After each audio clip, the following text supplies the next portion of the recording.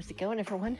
Welcome to Frog Fatales, the one and only Frogger block here on twitch.tv/GamesDoneQuick.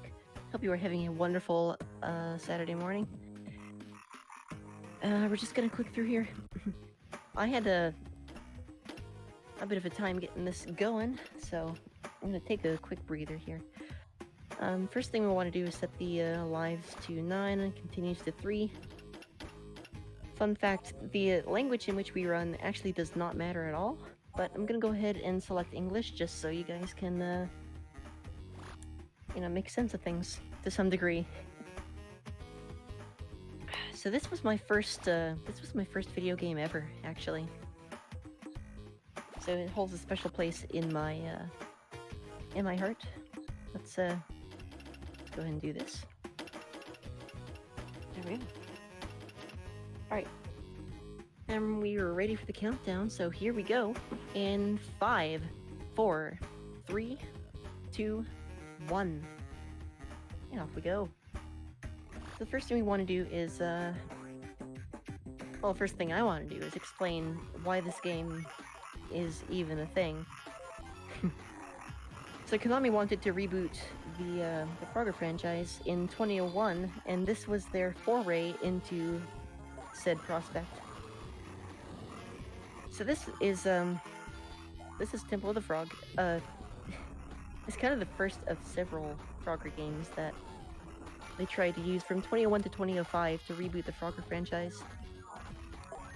And this was actually the 13th, if I recall correctly, 13th best-selling Game Boy Advance game in history. And it was the 5th best-selling from 2001 to 2006, so it's kind of a hidden gem, actually. Gotta be very careful here.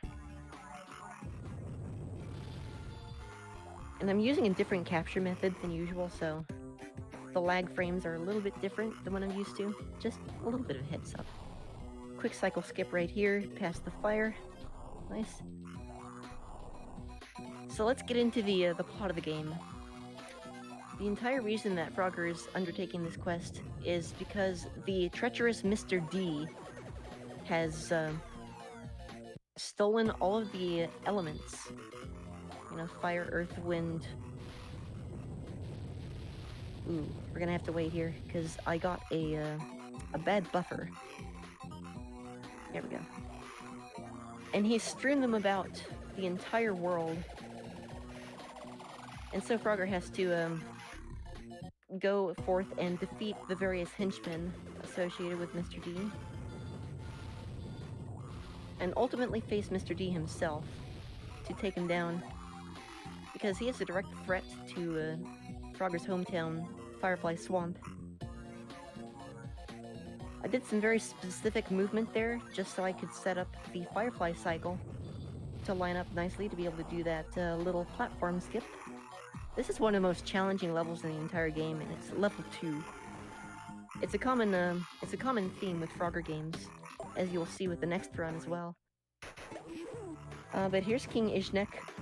I'm gonna do a couple of death warps. Ooh. So right there, I'm gonna go ahead and talk about the buffer system in this game. Every move in the game has a frame buffer, which means you can, as soon as you execute the move, you can input another move and immediately move again, like frame perfectly. Every move has that except the A button, which is the super hop. You can't buffer anything until you finish the super hop. And right there is exactly what I was talking about with the weird setup I had to throw together to make this run happen. That's alright, we got it. Now I'm going to super hop to this platform here. And that's going to start the screen cycles of these snakes sooner, so we can get past more quickly. Can you explain a little bit of what screen cycles mean? Yeah, absolutely. The majority of the enemies in this game run on either screen timers or spawn timers. So what that means is there's some platform cycles especially, but some enemy cycles as well that will immediately start from their starting position as soon as you spawn into the level. But I'd say the majority of enemy cycles are screen triggered, which means as soon as you move within 3 blocks off frame of their starting position, they will begin their cycle. And so we manipulate that a few times in the run to place them in favorable positions, so we can just kind of slip on by. This level actually runs at 88% frame rate. We discovered that recently with doing some task work. And so that means every 9 frames you get 1 dropped frame, which is fantastic. You don't really notice it unless you know about it, and then it's like you can't unsee it, you know? But fortunately, that's gonna clear up right about here. And we are on to our second boss, which is Rattlesnake. Apparently this Rattlesnake thought it was a good idea to set up highly potent electrodes on either side of his throne. Not exactly the best idea when you're trying to, combat frogs who can step on the switches, which trigger them. So what we have here is called Switch Glitch. Whenever a switch is 3 or fewer tiles away from where you are when it spawns, you can often be fast enough to run over and step on it before it finishes its flipping animation. It's purely aesthetic, but it is, it actually saves time, so you want to be able to get that every time.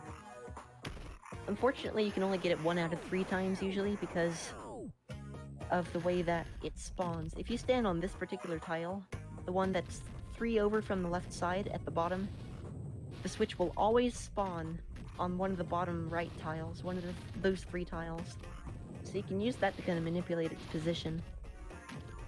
Now we have 6 waves of boulders to take care of instead of the usual 5, and that is the snake cleared. Do we have time for a donation? We absolutely do. Go right ahead. We have $100 from Nanohertz. Oh my goodness. Frogger, Ribbit Ribbit, Boing Boing Boing, Leap Hop, Frog Spin. Let's go, WinnerBit. Heck yeah. I'm gonna do some frog spinning on the crab train later on this level just for you. Thank you so much for that generous donation. And feel free to keep it coming, everyone.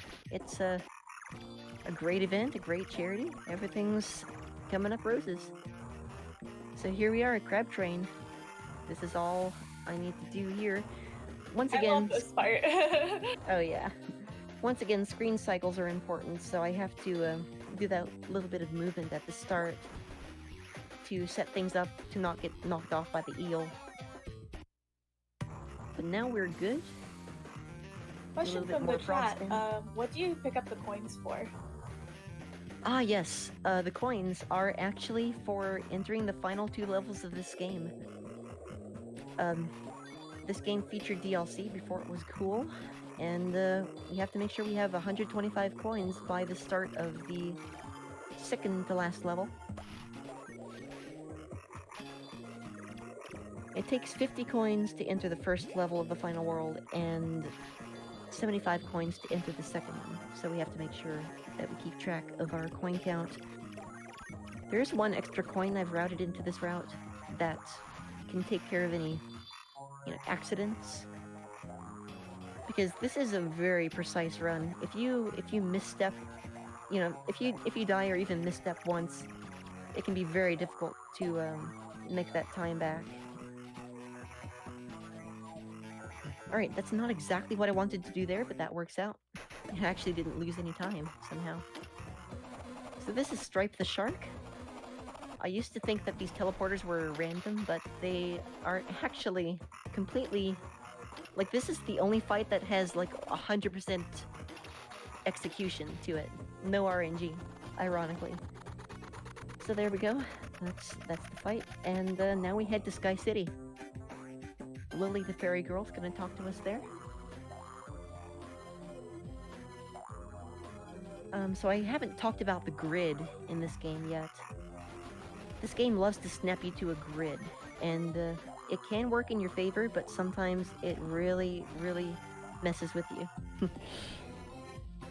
Essentially, every time you do a single hop takes about 10 frames, and then the game checks to see where on the grid you are. And if you're not properly positioned to the grid, for example, if you just hopped off of a moving platform like this, then you will be snapped to the grid. And so no matter what, a single hop is going to take 11 frames because it has to check for that extra frame to see if you're, for one, standing on solid ground, for two, not stepping on an enemy, and for three, where exactly on the grid you are. And so with that in mind, you can actually do some frame reduction by facing certain directions when you hop onto platforms, etc. Very tight right there. We made it. And for this, some reason, this platform right at the end here is the one that tends to determine whether you save time or not. That's another strange principle behind the screen timers, is that it will often dictate whether you can save time or not at the end of a level. For example, Seatown 2, we just finished a little while ago, is actually highly dependent on how you step off of the first moving platform of the entire level. And that'll influence the cycles all the way at the other end of the stage with the sharks. And I think the reason I say I didn't lose any time on that level is because I happened to get the proper arrangement of sharks due to stepping off of that platform at the right time. Okay, so here we are at the treasure room. This is where we can make up any extra coins that we lost. And we are now at 112, which is exactly where we want to be.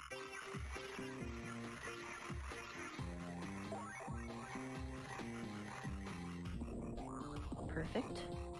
Those cannonballs are spawn timers, so however fast you go through the level is what tells you whether it works out or not. Alright, this guy's name is Miharbi, but I always call him the Trollton because he loves to ruin world record pace runs with pure RNG. Long story short, you have to collect more blue gems than he does 3 times in a row. Otherwise, you lose a life, or more importantly, in this case, 20 seconds. And phase 3 is the only one you really have to worry about. You just have to make sure that he doesn't head you off, because he will stun you like that. And if he collects, like, strings of gems in a row, like that right there, then he will beat you no matter what. So it's really important to, head him off whenever you can. Collect all the strings, like this. This is really good RNG so far. It can be a lot tighter than this. We're already at 30. That's a great sign. We can probably stop right now. And I'm going to mash here to try to get a frame-perfect trick.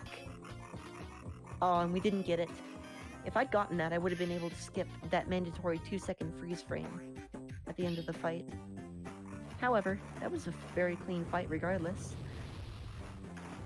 So now we have entered the Temple of the Frog, where we are going to face off against Mr. D himself. And we're also going to collect frog elements, I guess. I mean, we've been collecting fire, earth, water, wind. They kind of ran out of elements, so now we're just collecting frog element. And we're going to round out the rest of our coin count here, up to 75. Notice that we lost 50 upon entry. And again, this is one of those levels that is incredibly precise. Even if you accidentally hop 1 time extra, it will end up costing you some time later on, so. And once again, I got an input eaten by my super hop, so I have to take a little bit slowly around that bug. That bug, by the way, is a part of a screen timer that happens right before the 2 ghosts on the bridge right there on my left. So it's really like there are 3 dozen things happening at any given time.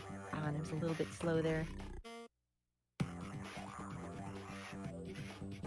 It's alright, we can kind of work our way through it again. What's nice is that very rarely is everything all lost if you happen to die. Nice, we got that little skip there. Saves 10 frames.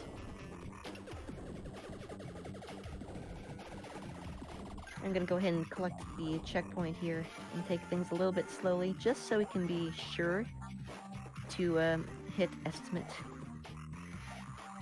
Like, I know that the timer probably says like 14 minutes, I want to guess. But you'd be surprised how long the final fight takes.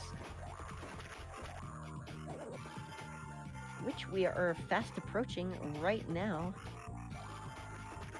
So if you don't know who Mr. D is, you shall shortly. He is Death Incarnate. Like, literally the Grim Reaper. That's who you fight at the end of this game. It's great. So this is by far the most significant instance of RNG in the game. Go ahead if you were going to say something. Oh, I was just going to ask if we had time for a donation. Oh, absolutely. Go right ahead. We have $10 from Mr_Shasta. Good luck with the Frogger Block, winner. Both of these games are super underrated speed games and definitely deserve to be seen more. And don't be fooled, chat. Winner may be making this look easy, but one wrong input and you're done in this run. Way harder than it looks. OS Frog. That is a good summary. Thank you so much for that donation, Shasta. Keep them coming, everyone. That is fantastic to hear. And yeah, this is not an easy game, casually.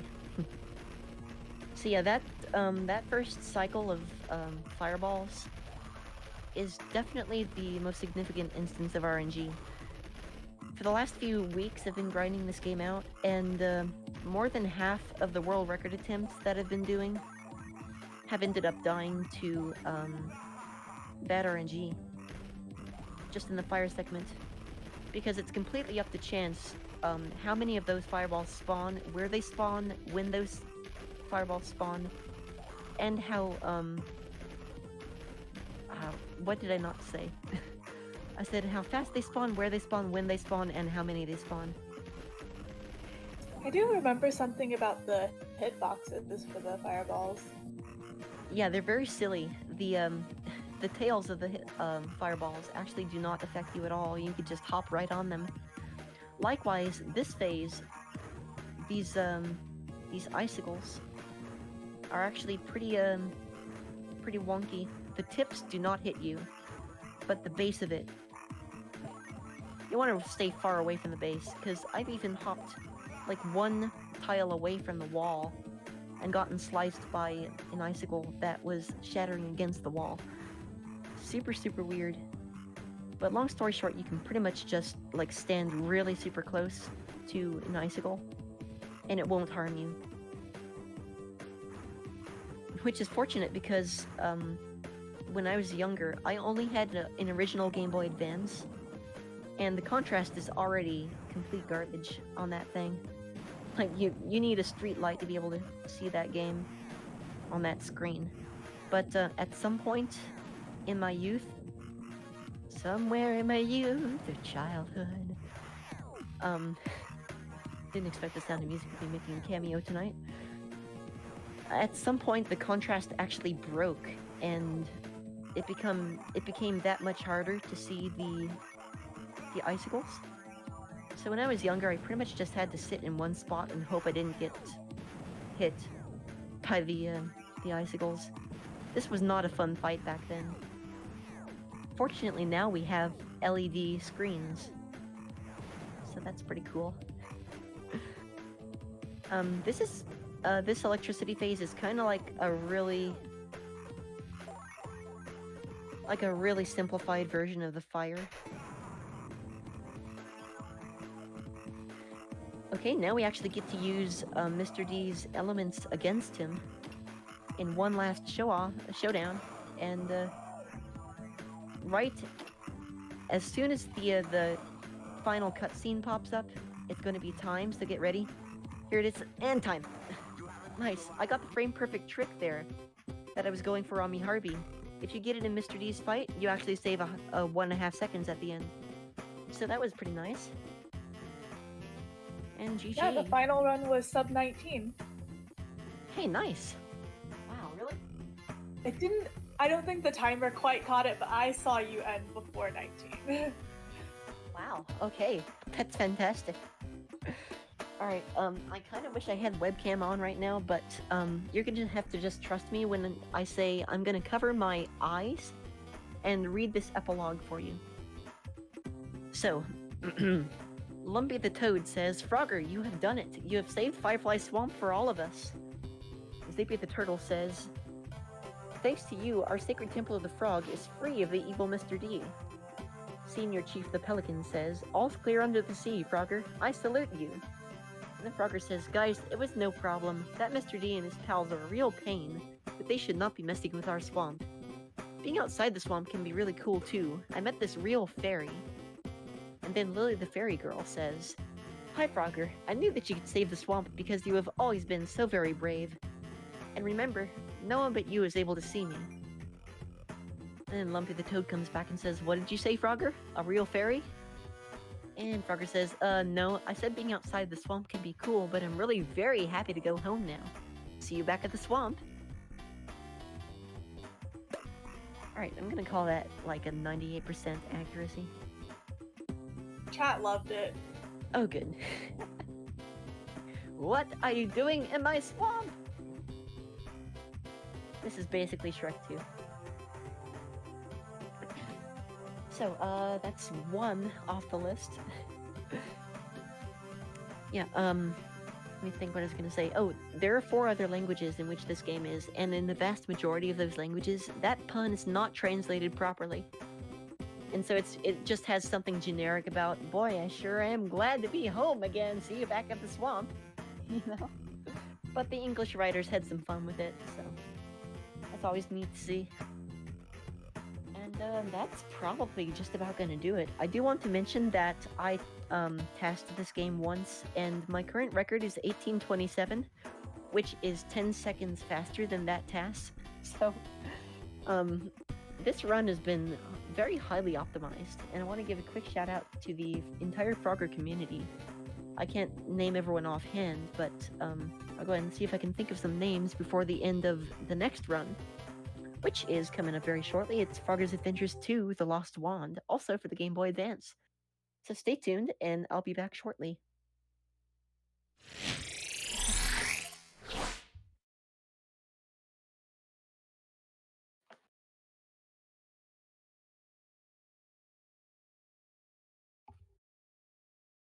Just want to remind our viewers that Frost Fatales and other hotfix events and shows are brought to you by viewers like you. Your subscriptions and bits help keep the channel running for these fun events, including shows like Frost Fatales, Random Number Generation, Retro Reboot, Time Capsule, Learning with Liz, and more. So thank you, viewers, for your support.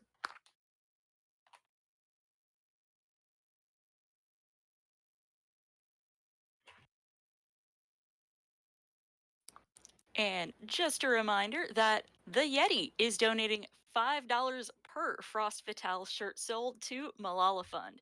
You can find the shirts at theyeti.com.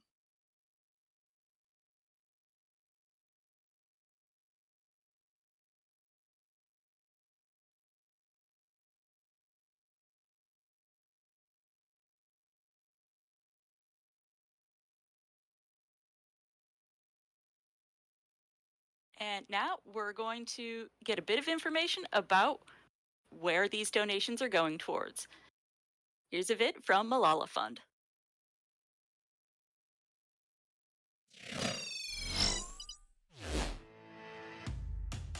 Nigeria is a big country, quite diverse in terms of cultural differences, but when it comes to the number of children out of school, it is on top. And when I went to Nigeria, for the first time, I spoke about the girls who were abducted by Boko Haram. Like, everybody's just so desperate for this positive change of education for girls there, because girls feel that this is the only way through which they can have a future in which they can feel safe. My name is Munira Erima. I work with Borno Women Development Initiative as the education manager. Girls across Nigeria face a lot of barriers with regards to education. So most of the girls who live in the locations where Boko Haram have taken over don't have access to school. My name is Abubakar Askira. I am the Director of Programs and Administration in Hallmark Leadership Initiative. Students cannot access the school because of distance from their communities to the schools, especially the girls. The boys are less vulnerable because they are not the target, but for the girls, parents are afraid of being abducted and harassed while going to school. And also there are cultures and traditions in Nigeria that do not allow girls or give opportunities for girls to go to school. And some traditions sees girls' education as a waste of resources and waste of time.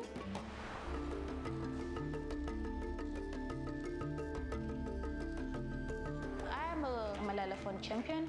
I'm a local activist who tries to provide access for girls' education as well as to bring reforms with regards to free, safe, and quality education. In Nigeria, we have 7 champions. The Nigerian chapter meets in person, or we have meetings online to discuss our activities with regards to the objective of the chapter. Women Development Initiative is partnering with Malala Fund in Nigeria to implement a project on the mobilization of girls back to school with the use of the approach of peer-to-peer education in order to have girls, both in school as well as out of school girls, to come together to discuss education issues and also to share knowledge and experiences with regards to challenges they face during the conduct of their learning.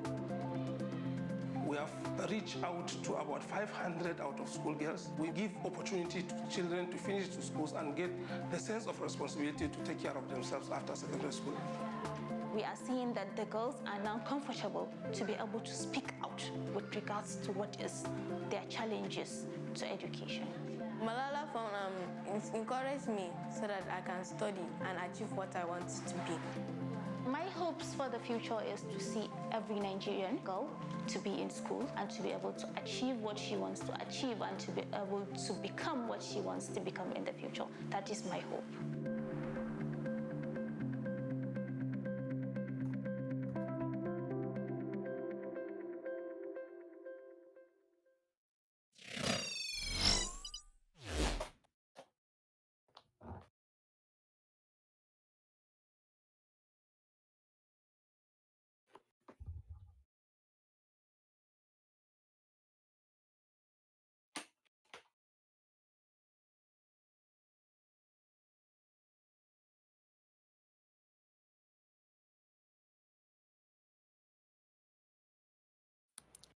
For the viewers at home wanting to get involved in upcoming events, SGDQ 2020 submission is open from March 4th through 14th for both runners and volunteers. You'll be able to submit at gamesdonequick.com. And just reminding everybody, up next we've got Frogger Adventures 2 The Lost Wand. Coming up after that, we have The Legend of Zelda Ocarina of Time MST run. There is an open bid war for what to name the file name on that. Currently, we have Meow in the lead, followed very closely by Pork Chop, with Homie trailing in third right now. If you would like to influence what our character will be named for that Ocarina of Time run, please consider donating.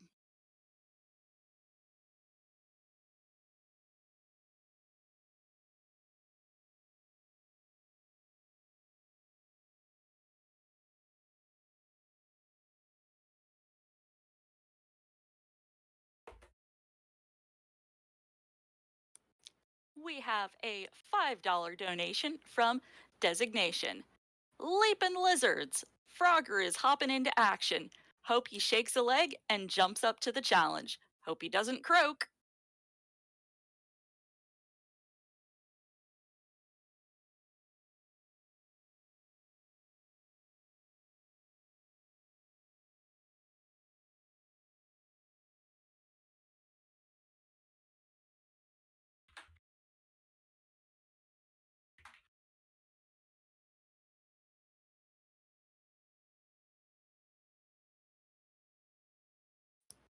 Okay, and it is now time to enjoy Frogger's